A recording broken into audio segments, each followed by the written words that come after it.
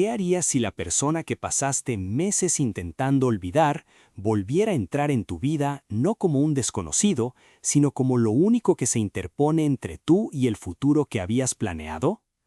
Esta historia es la prueba de que el amor verdadero rara vez llega a tiempo y de que la espera, por dolorosa que sea, puede merecer exactamente la pena.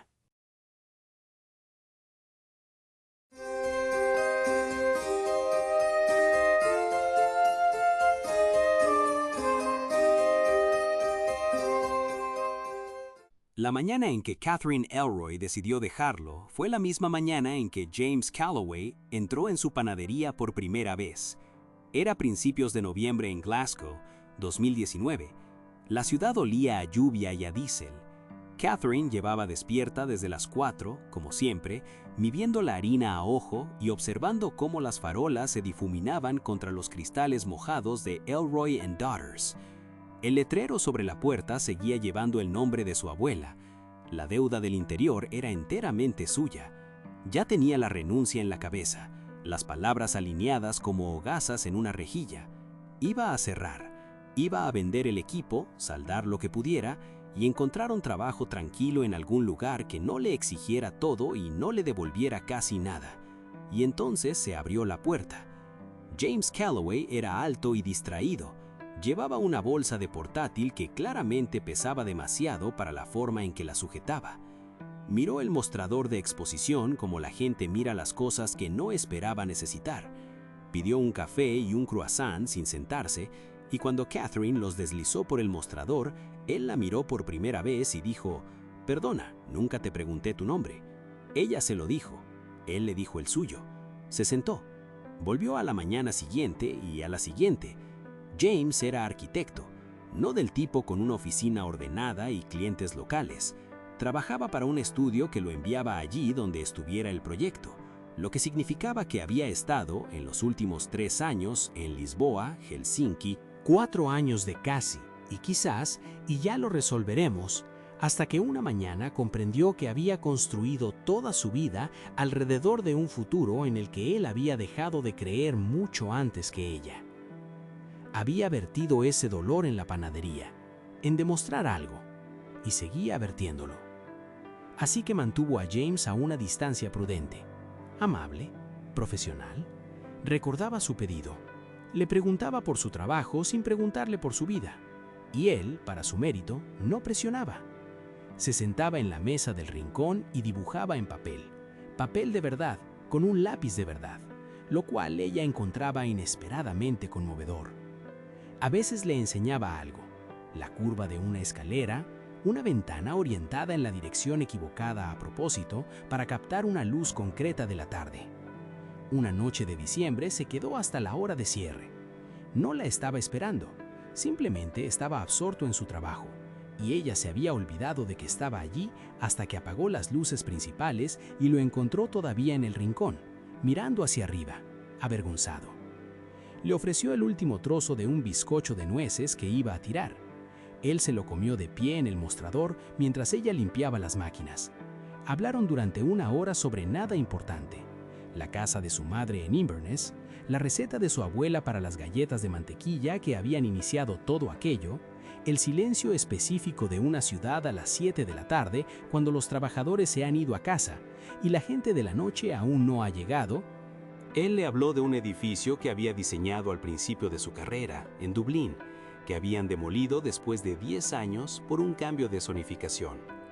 No se lo había contado a nadie. Ella le contó la mañana en que encontró las notas manuscritas de su abuela metidas dentro de una vieja lata y se dio cuenta de que había estado haciendo los escones ligeramente mal durante 3 años. Pequeñas confesiones, del tipo que importa más de lo que parece. Empezó a fijarse en cómo él dejaba espacio para sus frases, en cómo la miraba cuando ella no lo estaba mirando, en cómo siempre dejaba una pequeña propina incluso cuando apenas había pedido nada, discretamente, como si le avergonzara la amabilidad. Se estaba enamorando. Sabía exactamente lo que era y no podía evitarlo, y estaba furiosa consigo misma por no evitarlo. Entonces, en la segunda semana de febrero, su socia Helen encontró el error. No había sido culpa de Catherine. Esa era la parte brutal. Un proveedor les había estado cobrando de más durante 14 meses. Cantidades pequeñas, lo suficientemente irregulares como para ocultarse en los informes trimestrales. El total era significativo, lo suficientemente significativo como para que Catherine tuviera que sentarse cuando escuchó la cifra, lo suficientemente significativo como para que cerrar la panadería ya no fuera solo un plan silencioso en su cabeza, era una posibilidad real e inmediata. No se lo contó a James, no sabía por qué, salvo que contárselo le parecía como pedir ayuda y eso no le gustaba nada. Luego una mañana, cuando la panadería estaba tranquila y ella fingía reorganizar la estantería detrás de la caja registradora, él dejó su lápiz y dijo: «Creo que hice algo mal y no sé qué fue». Ella se dio la vuelta. Él la observaba con esa expresión cuidadosa y abierta que ella había llegado a entender que no era su cara profesional, era la real. Se lo contó todo: el proveedor, la deuda, la decisión que llevaba meses rondando. Le habló de su abuela y del letrero sobre la puerta y de la sensación de ser responsable de algo que pertenecía a más que solo a ella. Y luego, porque ya había dicho demasiado como para parar, le habló de David, de lo que le había costado confiar lentamente y perderlo todo de todos modos. James estuvo callado un largo momento. Luego dijo: «No venía aquí solo por los croissants, Catherine». Debería haber sido un momento ligero. No lo fue. Fue el tipo de frase que abre una puerta y la deja abierta. Ella no respondió. Tenía demasiado miedo de lo que diría si lo hacía. Él se marchó esa mañana sin presionarla, pero al día siguiente le trajo algo. No un regalo, no flores. Le trajo el nombre de un despacho de mediación comercial especializado en disputas con proveedores. Lo había encontrado la noche anterior. No dijo mucho al respecto. Simplemente deslizó el papel por el mostrador y pidió su café. Ella se quedó mirando ese papel durante mucho tiempo después de que él se fuera. La mediación funcionó.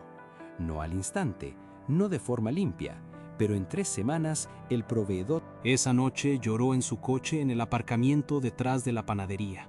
No durante mucho tiempo. No era una mujer que se permitiera largos duelos en aparcamientos, pero lo suficiente como para entender que había cometido un error al dejarse sentir y que no se recuperaría de este tan limpiamente como se había recuperado de otros.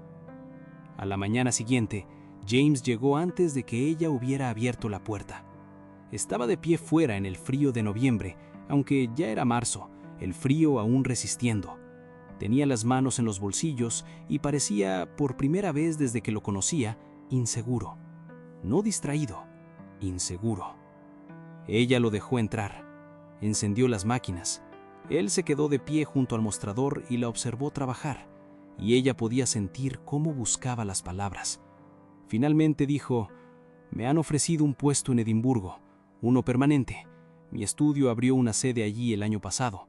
Llevo 2 años rechazándolo porque no quería dejar de moverme. Me decía a mí mismo que necesitaba verlo todo antes de poder elegir un lugar». Ella dejó de hacer lo que estaba haciendo. Él dijo: «Edimburgo está a 45 minutos de Glasgow en tren». Ella lo miró. Él dijo: «No te estoy pidiendo que tomes ninguna decisión. Te estoy diciendo que yo tomé una. Les dije que sí esta mañana. Voy a dejar de moverme. Quería que lo supieras antes de irme. Quería que tuvieras eso. Hagas lo que hagas con ello». Ella había pasado 4 años siguiendo el ritmo de otro, esperando a un hombre que nunca estaba del todo. «Me preocuparé por la panadería y la deuda y por si las cosas funcionan incluso cuando claramente estén funcionando. No soy fácil». Él dijo: «Lo sé, llevo 4 meses viéndote llevar este lugar». Ella dijo: «45 minutos no es mucho». Él dijo: «No, no lo es». Ella se estiró y le ajustó el cuello del abrigo que estaba ligeramente doblado, un gesto pequeño, cotidiano, del tipo que una persona hace cuando ha decidido algo. 2 años después, Elroy and Daughters no solo sobrevivía, tenía un segundo local, uno pequeño, en Edimburgo, cerca del estudio donde James pasaba la mayor parte de sus días dibujando ventanas para captar la luz específica que la mayoría de la gente nunca pensaría en notar. El letrero de Edimburgo no llevaba el nombre de su abuela, decía algo nuevo: Catherine lo había elegido a propósito. Un sábado por la mañana, a finales de otoño, James entró antes de la apertura, como siempre hacía cuando estaba en Glasgow, y se sentó en la mesa del rincón con su papel y su lápiz. Catherine puso un café delante de él sin que se lo pidiera.